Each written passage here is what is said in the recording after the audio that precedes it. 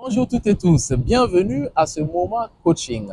Aujourd'hui, nous allons parler de l'éloquence verbale, de la prise de parole en public.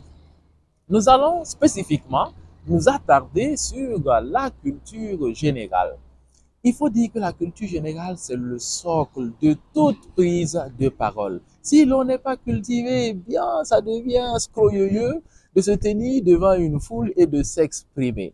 Eh bien, il faut donc, si vous êtes un manager, un directeur, si vous êtes un formateur, un enseignant, si vous êtes un orateur quelconque, quelqu'un en tout cas qui a l'habitude de parler devant ses pairs, devant des gens, devant un public, eh bien, il faut vous cultiver.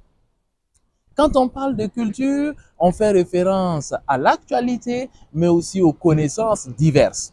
On dit qu'un homme cultivé n'est pas un homme qui connaît tout d'une chose, mais un homme qui connaît un peu de chaque chose. Alors, vous devez vous cultiver dans tous les domaines. Quand on parle politique, vous devrez pouvoir dire quelque chose. Quand on parle d'histoire, de sciences, de géographie, peu importe le sujet qui est abordé, vous devrez avoir un minimum de culture générale qui vous permette d'abord de comprendre, ensuite de vous exprimer sur le sujet. Alors, il faut lire énormément si l'on veut être cultivé. Les romans, les livres d'histoire, les livres, les essais, les livres politiques, tout ce que vous trouvez comme livre. Il n'y a pas de livre qui ne soit pas bon à lire. Parce que lire, il y a deux objectifs principalement. Le premier objectif, ce sera donc de vous ouvrir sur le monde, de voir comment d'autres personnes réfléchissent, qu'est-ce qu'ils pensent, de voir quelle est leur culture, leur mode de vie, de voir un peu quel est leur comportement social. Et ceci vous enrichit. C'est comme si vous aviez effectué un voyage. Deuxième chose, le livre est écrit dans une langue. Nous, on parle français, donc probablement en français. Ça enrichit votre vocabulaire.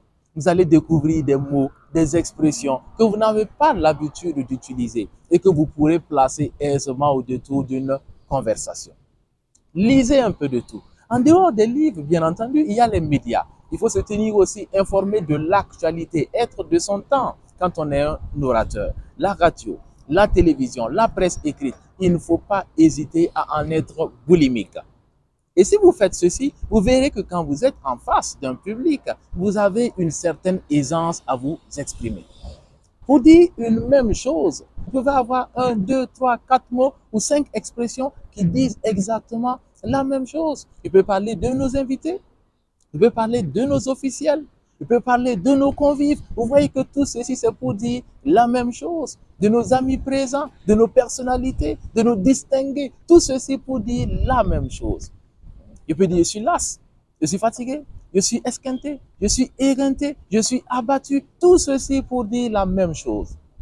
Mais pour être en même de faire ceci, eh bien, c'est la culture. La culture générale, c'est le socle d'une bonne prise de parole en public. Alors, si vous n'avez pas l'habitude de lire, commencez dès maintenant. Lisez, fouillez, cultivez-vous et vous verrez que la vie est belle et le monde merveilleux. À très bientôt.